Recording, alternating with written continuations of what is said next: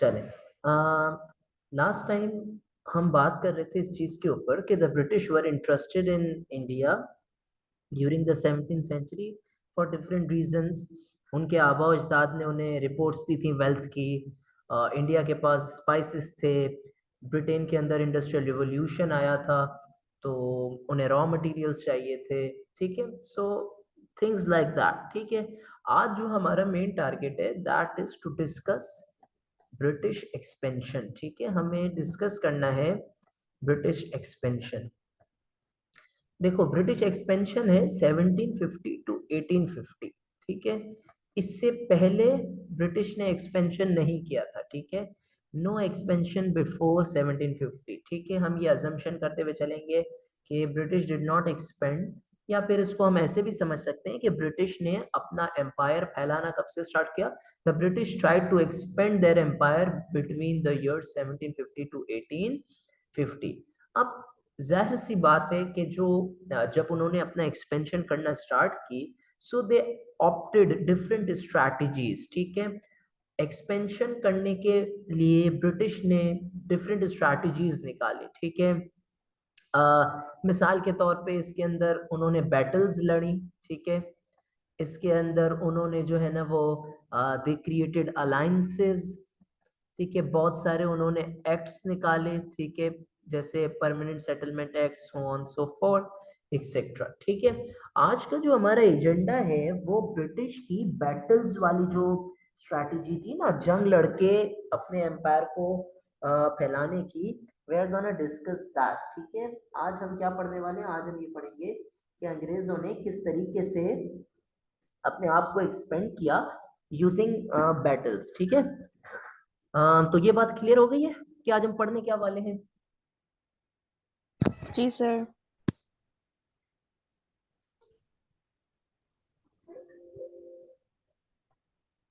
ठीक है, let's start.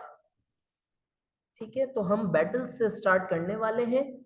ठीक है जी, और सबसे पहली जो battle that we are gonna discuss today is called, उसको कहा जाता है सबसे पहली बैटल ऑफ प्लासी। क्या कहा जाता है? Battle of Plassey. ठीक है, बैटल ऑफ प्लासी क्या कहा जाता है? कहा जाता है बैटल ऑफ प्लासी। ठीक है, देखो बैटल ऑफ प्लासी के अंदर क्या हुआ था, आहिस्ता आहिस्ता करके हम इवेंट्स वाइज इसको समझने की कोशिश करेंगे। सबसे पहले एक चीज याद रखें कि 1756 के अंदर, 1756 के अंदर बंगाल के जो नवाब थे, ठीक है, बंगाल के कौन थे? नवाब ऑफ बंगाल, जिनका नाम था सिराजुद्दौला। क्या नाम था उनका? उनका नाम था सिराजुद्दौला। ठीक है, उनकी ना दोस्ती थी फ्रेंच से। उनकी दोस्ती थी किससे? फ्रेंच से। तो फ्रेंच ने क्या कहा नवाब को? नवाब ऑफ बंगाल को बोला कि आप ईस्ट इंडिया कंपनी की कलकत्ता वाली जो प्रेसिडेंसी है, कलकत्ता वाली जो बेस है, वहां पर अटैक कर दो, हम आपको फुल सपोर्ट देंगे। 1756 के अंदर क्या हुआ? Nawab of Bengal Sirajuddaulah was encouraged was encouraged by the French. किसने एनकरेज किया? एनकरेज किया फ्रेंच ने। क्या एनकरेजमेंट दी? The French encourage Sirajuddaulah to attack EIC base at Calcutta. ठीक है, to attack EIC base at Calcutta. ठीक है, कलकत्ता पर जो ईआईसी की बेस है उस पर अटैक करो। अब फ्रेंच जो थी, उन्होंने, the French and nawab Sirajuddaulah, they both had friendship allies. ठीक है, उनके पास इन दोनों की फ्रेंडशिप थी। ठीक है, now the French also promised, French ने प्रॉमिस किया, they promised to support nawab. अब सपोर्ट कैसे करेंगे? To support through weapons.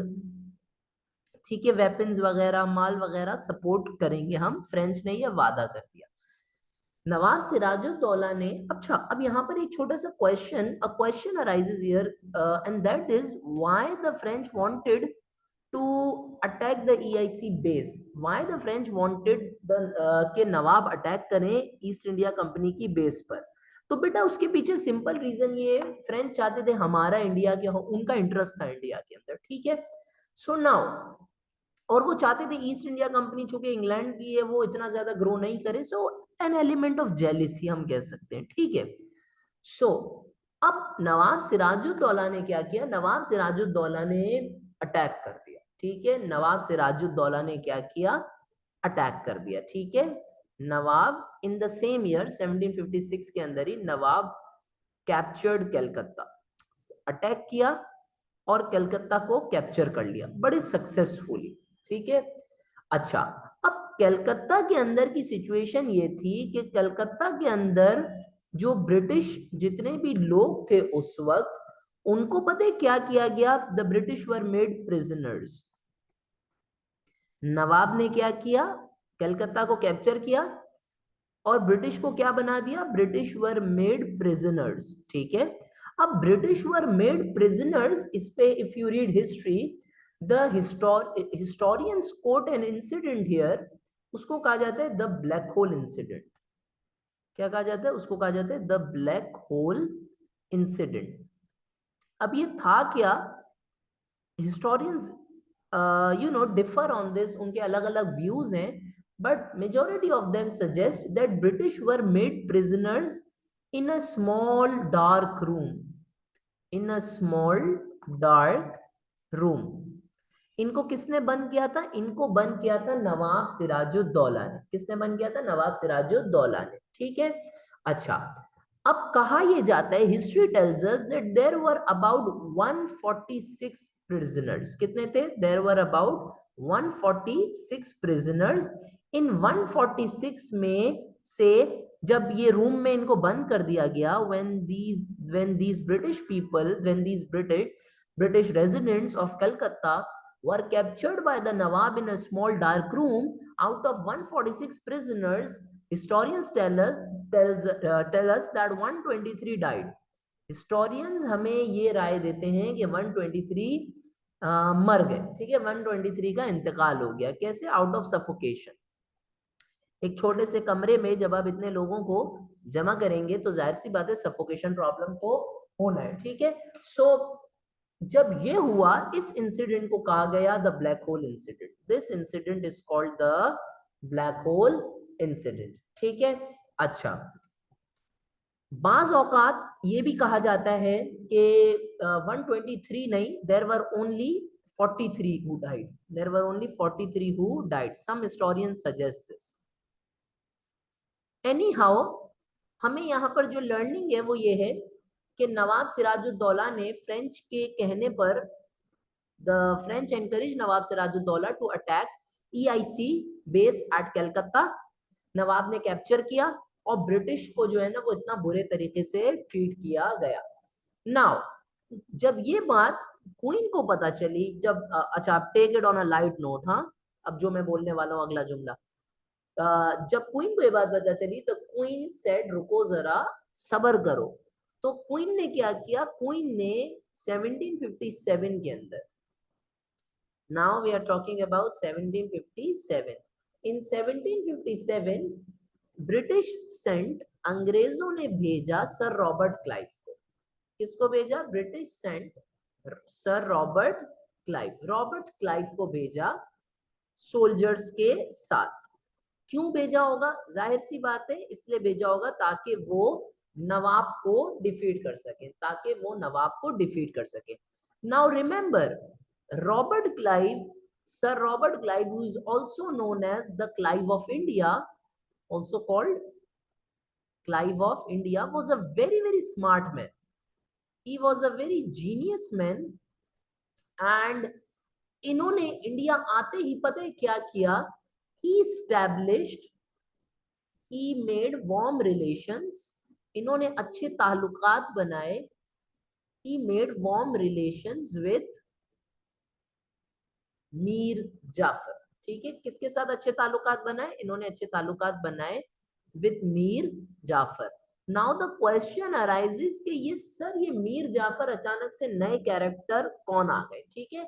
Now this Mir Jafar, ये जो मीर जाफर है ये कौन थे, he was the military lead या military general of नवाब सिराजुद्दौला, ठीक है, मिलिट्री लीडर और general of nawabs army. Of nawabs army. अच्छा, अब रॉबर्ट क्लाइव ने आके क्या किया बेटा, रॉबर्ट क्लाइव ने आके मीर जाफर के साथ अच्छे ताल्लुकात बनाए। ठीक है, पहला क्या काम किया, पहला काम ये किया कि आके अच्छे ताल्लुकात बनाए, ये पहला काम किया। दूसरा काम जो रॉबर्ट क्लाइव ने किया वो ये किया, ही ब्राइब्ड मीर जाफर। क्या किया, ही ब्राइब्ड मीर जाफर को रिश्वत दी। अब सवाल यहाँ पर ये पैदा होता है कि सर रिश्वत क्या दी। ठीक है, सवाल ये पैदा होता है कि सर रिश्वत क्या दी। देखो रिश्वत ये दी, अच्छी खासी रिश्वत थी। रिश्वत ये थी कि if Mir Jafar, I am using MJ now, if Mir Jafar would support Clive, अगर मीर जाफर क्लाइव को सपोर्ट करता है, देन फिर क्या होगा, then after defeating defeating Siraj, Mir Jafar will become new governor, will become new Nawab। ठीक है, will become new Nawab। सही है जी। तो रॉबर्ट क्लाइव ने आके क्या किया, रॉबर्ट क्लाइव ने सबसे पहले अच्छे ताल्लुकात बनाए मीर जाफर के साथ। मीर जाफर कौन है, मीर जाफर जो है वो मिलिट्री लीडर है। कहाँ के मिलिट्री लीडर है, ही is the military leader of nawabs army. और उन्होंने आकर क्या किया, उन्होंने आकर दूसरा ये काम किया कि मीर जाफर को कहा, रिश्वत दी। क्या रिश्वत दी, मीर जाफर को रॉबर्ट क्लाइव ने कहा कि अगर आप मुझे मदद करोगे नवाब सिराजुद्दौला को हराने में, then after defeating nawab Sirajuddaulah I will make you the new nawab of Bengal. मैं आपको बंगाल का नया नवाब मुकर्रर कर दूंगा। ठीक है, अब मीर जाफर जो होता है, मीर जाफर एज एक्सपेक्टेड, मीर जाफर को जब ये ब्राइब मिलती है, ही अग्रीज। ठीक है, वो एक्सेप्ट कर लेते, मीर जाफर जो है वो इस ब्राइब को एग्री कर लेते हैं, इस ब्राइब के ऊपर कि हाँ मैं तैयार हूं, इस ब्राइब को मुझे मंजूर है ये चीज। ठीक है, now now what happens next is that, अब हो जाती है जंग। ठीक है, बैटल या वॉर बिगिंस। ठीक है, अब ये बचपन से यूजुअली क्लास 8 से जो है ना वो हमें पढ़ाया जाता है कि जब जंग स्टार्ट होती है, ठीक है, एक तरफ हमारे पास जो है ना वो नवाब सिराजुद्दौला की आर्मी है, नवाब सिराजुद्दौला, और दूसरी तरफ हमारे पास किसकी आर्मी है, सर रॉबर्ट क्लाइव की। ठीक है, अब होता ये है कि जंग स्टार्ट होती है। ठीक है, जब जंग स्टार्ट होती है, जंग कहाँ हो रही है, कलकत्ता के अंदर। ठीक है, तो जब जंग बेटा स्टार्ट होती है, when the battle begins, Nawab Sirajuddaulah he is unaware of this story. Nawab Sirajuddaulah को इस ब्राइब स्टोरी के बारे में कुछ भी नहीं पता कि Mir Jafar has been bribed by Robert Clive. So nawab Sirajuddaulah when the battle begins, ठीक है, जब आपस में लड़ाइयां शुरू होती हैं, so nawab Sirajuddaulah is shocked. Nawab Sirajuddaulah को शौक लगता है कि मीर जाफर जो है, मीर जाफर ही इज नॉट सपोर्टिंग हिम। ठीक है, Mir Jafar MJ withdraws his support, withdraws his support. अच्छा, अब अल्लाह की तरफ से कुदरत ये हो जाती है कि जंग के दौरान क्या हो जाती है, जंग के दौरान हो जाती है रेनफॉल।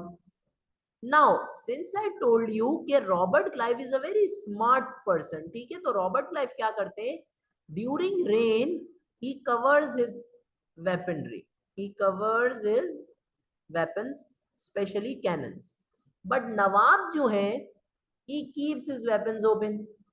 उन्होंने एक गलती कर दी कि उन्होंने अपने हथियार, अपने वेपन्स ओपन छोड़ दिए। अब कैनन्स जब ओपन थे तो रेन की वजह से गन पाउडर डिस्टर्ब हो गया। जब बारिश खत्म हुई, जब बैटल रीस्टार्ट होती है, when the battle restarted after the rainfall, the weapons of the Nawab were in a very very poor condition, they were not working। उनके वेपन्स बेकार सूरत हाल में आ गए, उनके वेपन्स बिल्कुल डिस्ट्रॉयड हो गए, ठीक है, या दे वर नॉट वर्किंग, यूजलेस बन गए, ठीक है। क्यों यूजलेस बन गए? वो पानी में भीग गए। लेकिन रॉबर्ट क्लाइव के weapons were working very very you know in a very good fashion. तो अब होता ये है कि जंग होती है और definitely we know that Robert Clive wins and nawab Sirajuddaulah was killed. और इनकी जो बॉडी होती है नवाब सिराजुद्दौला की, his body was found in a river, ठीक है, dead body was found in a river. So इस तरीके से ठीक है, इस तरीके से हमारे पास ये पहली बैटल है, ठीक है, पहली मेन बैटल है इन द ब्रिटिश एक्सपेंशन, जिसको कहा जाता है बैटल ऑफ प्लासी। क्या कहा जाता है? Battle of Plassey. और जैसा कि प्रॉमिस किया गया था नवाब सिराजुद्दौला के नवाब सिराजुद्दौला को हराने पर रॉबर्ट क्लाइव ने क्या प्रॉमिस किया था कि मैं आपको बनाऊंगा new Nawab. So this was fulfilled, this promise was fulfilled, was fulfilled, ठीक है। इस प्रॉमिस को फुलफिल किया गया और रॉबर्ट क्लाइव ने नया नवाब बनाया। किसको नवाब बनाया? he made नवाब। किसको बनाया उन्होंने? Definitely he made Mir Jafar the next nawab. Now my question, या मैं चाहता हूं जिस चीज के ऊपर आप फोकस करें वो ये है, नवाब ये भी है और अब नवाब कौन बने हैं नए? मीर जाफर। दोनों में फर्क क्या है? ही वॉज हेरेडिटरी नवाब, ठीक है, विरसे में चले हुए आ रहे हैं from his father to grandfather. But Mir Jafar was the first British installed Nawab, ठीक है। मीर जाफर कौन थे? He was the first British installed Nawab. British ने उन्हें बनाया, ठीक है। सर रॉबर्ट क्लाइव ने उन्हें जो है ना वो नवाब का टाइटल दिया, क्योंकि उन्होंने रॉबर्ट क्लाइव को सपोर्ट किया था, ठीक है। नाउ अब चूंकि ब्रिटिश ने इनको नवाब बनाया है, so he was basically a puppet, he was basically a puppet ruler. और पपेट रूलर थे, इसका एक और भी एविडेंस है हमारे पास हिस्ट्री के अंदर, and that evidence is puppet ruler वाली बात का कि Mir Jafar was forced, MJ, after becoming the new Nawab, was forced to give expensive gifts to British, to give expensive gifts to the British, ठीक है।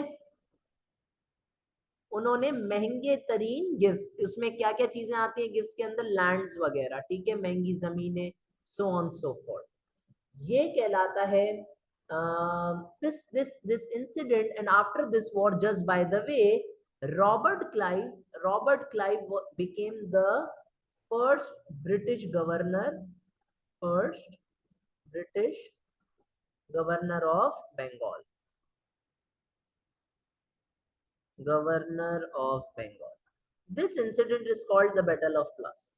Do we have any questions so far? ये पूरा वाक्य समझ आ गया बैटल ऑफ प्लासी का? Yes, sir. Battle of Plassey clear? Yes, sir.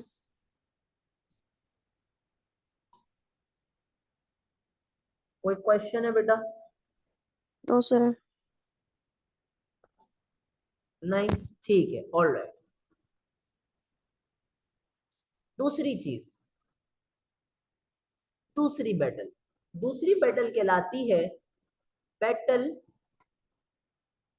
Of Buxar, sorry battle of Buxar, BUXAR, ठीक है।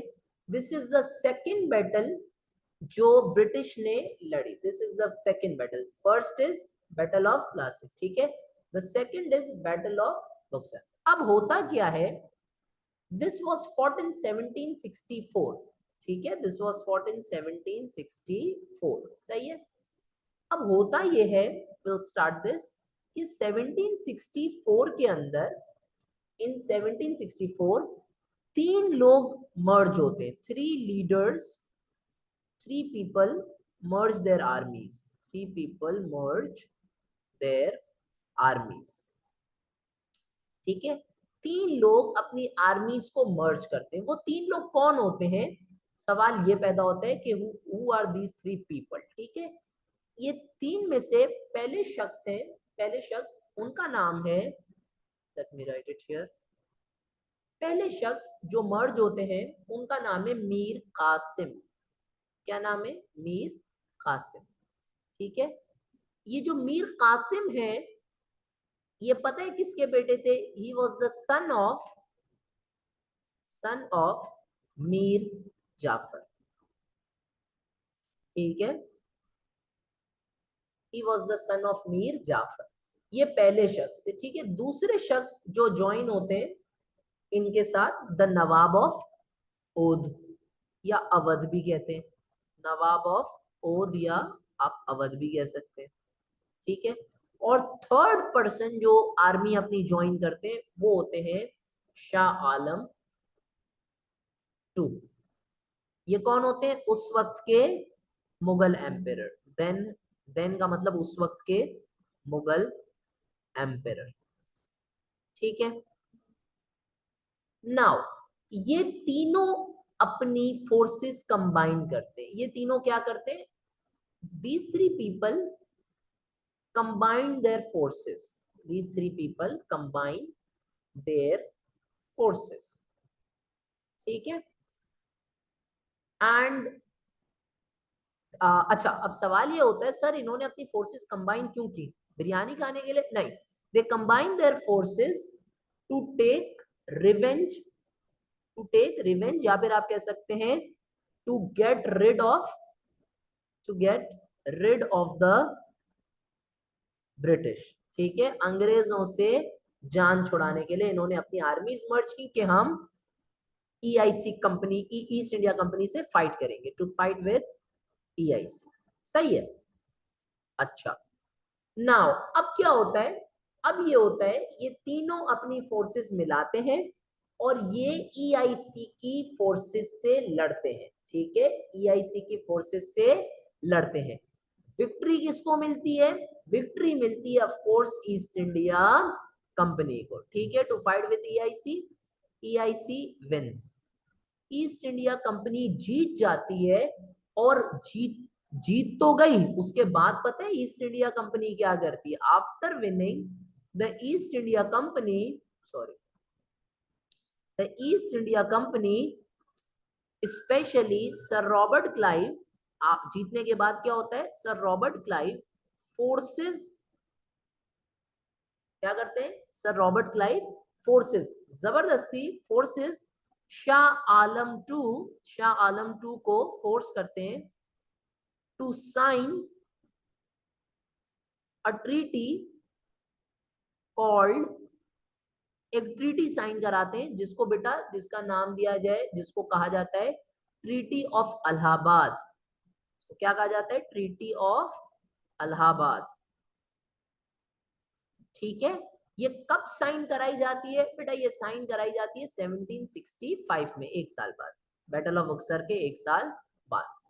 इस ट्रीटी में सर हमारे जहन में ये आ रहा है कि इस ट्रीटी में बोला क्या गया था, इस ट्रीटी में लिखा क्या जाता है?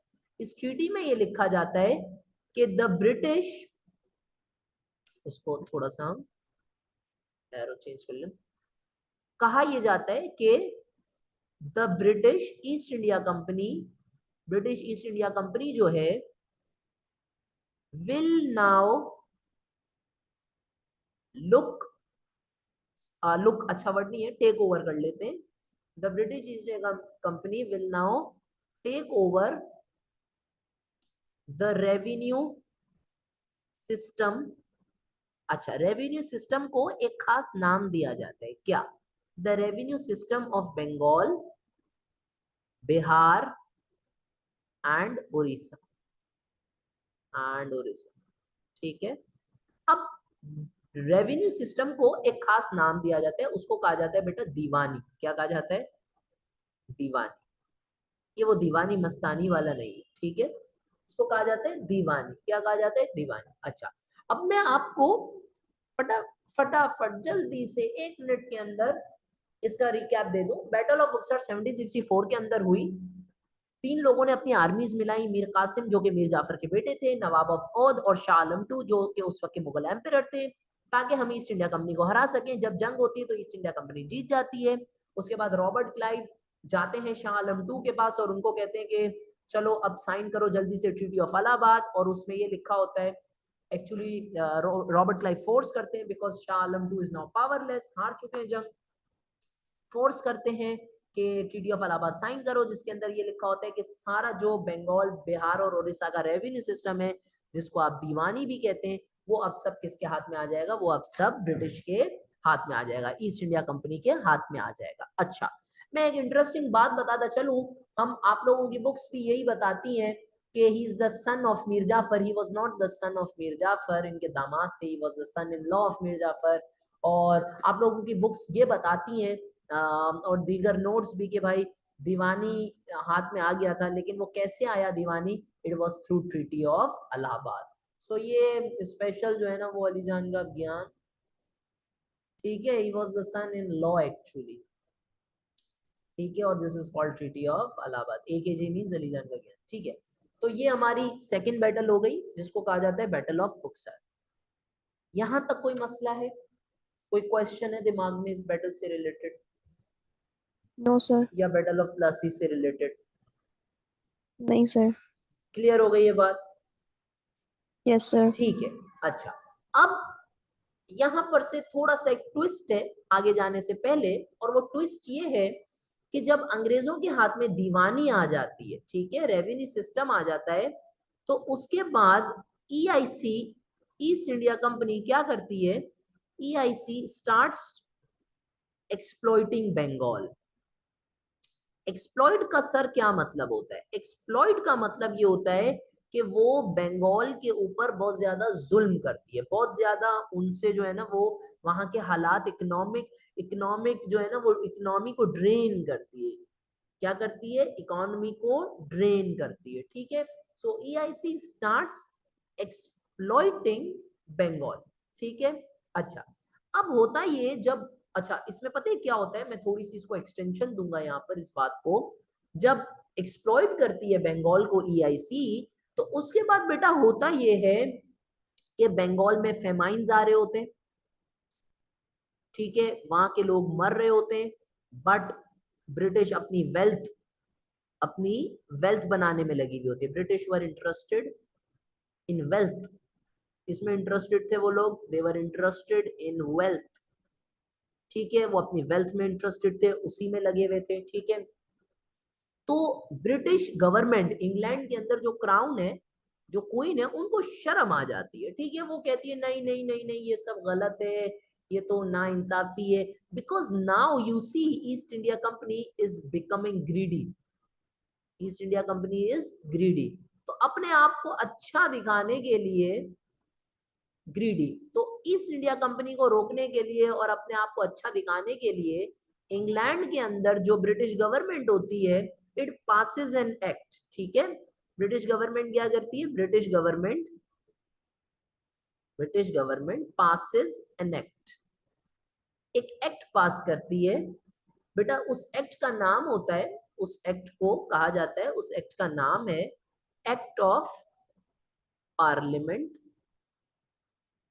एक्ट ऑफ पार्लियामेंट, ठीक है, 1773। ये क्यों पास किया गया होता है?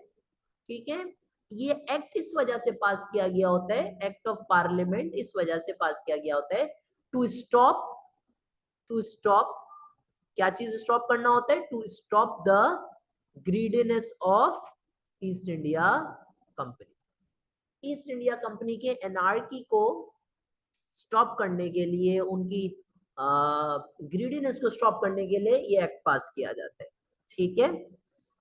उसके बाद क्या होता है, थोड़े टाइम बाद एक और एक्ट पास किया जाता है जिसको कहा जाता है, जिसको हम डिटेल में दूसरे क्लास के अंदर एक दूसरे सवाल करते हुए उसको देखेंगे, ब्रिटिश एक्सपेंशन से रिलेटेड, उसको कहा जाता है आफ्टर दिस, उसको कहा जाता है Pitt's India act.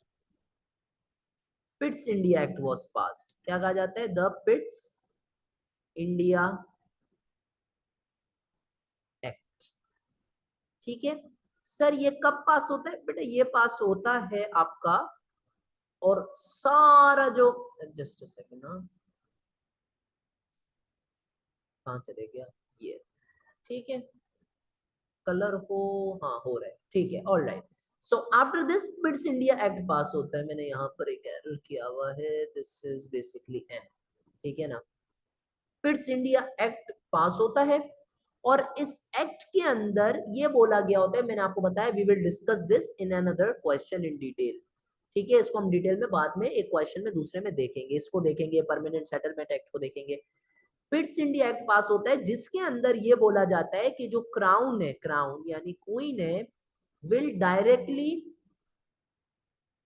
Directly appoint governor general, ठीक है will directly appoint governor general. ये क्यों होता है? अगेन रीजन क्या है? क्योंकि सवाल ये पैदा होता है हमारे दिल में, हत्ता कि हमें एग्जामिनर ये इतना ज्यादा इस पे फोकस नहीं किया गया है कि व्हाई ये एक्ट क्यों, बिकॉज क्राउन क्वीन अपने अंडर में डायरेक्टली लेकर ये शो करना चाहती है कि ईस्ट इंडिया कंपनी बहुत क्या बन चुकी है, ईस्ट इंडिया कंपनी बहुत ग्रीडी बन चुकी है, उन्होंने बंगाल को एक्सप्लॉइट किया है, उन्होंने बंगाल की वेल्थ को जो है ना वो पूरा ड्रेन कर दिया है। तो इस बात को ठीक करने के लिए, ईस्ट इंडिया कंपनी की लालच कम करने के लिए अब हम खुद जो है ना वो इंडिया के अफेयर्स को रन करेंगे, ठीक है। सो ये you know this Pitt's India act we will discuss it later on. तो ये बेसिकली आउटकम्स थे बैटल ऑफ बुक्सर के। हमें जो चीज याद रखनी है ना, हमें खास तौर पे जो याद रखनी है, अभी जिस कॉन्टेक्स्ट में हम ये इवेंट्स पढ़ रहे हैं, इसमें हमें सिर्फ और सिर्फ इवेंट्स को समझना है कि कौन सी चीज किस तरीके से, कहां से, किस बंदे से, किस जगह से लिंक्ड है, बस दैट्स इट। अभी सिर्फ हमें समझना है, इसको फिल्टर करके हम खुद मार्क करेंगे, ठीक है। ये हमारी दो बैटल्स हो गई, battle of Plassey and we have battle of Buxar. Do we have any question so far? इसके ऊपर क्या कोई क्वेश्चन उठता है? No, sir. Do we have any question so far? नहीं, समझ में आती है बात? No. ठीक है Yes, sir. All right. चले अब अगली चीज, ये दो बैटल्स हैं, ठीक है। और अगली चीज जो अगली हमारी बैटल है that is Anglo Mysore Wars, ठीक है, that is Anglo Mysore Wars. Just a second, it will stop, आप लोग रीजॉइन कर लें, प्लीज रीजॉइन।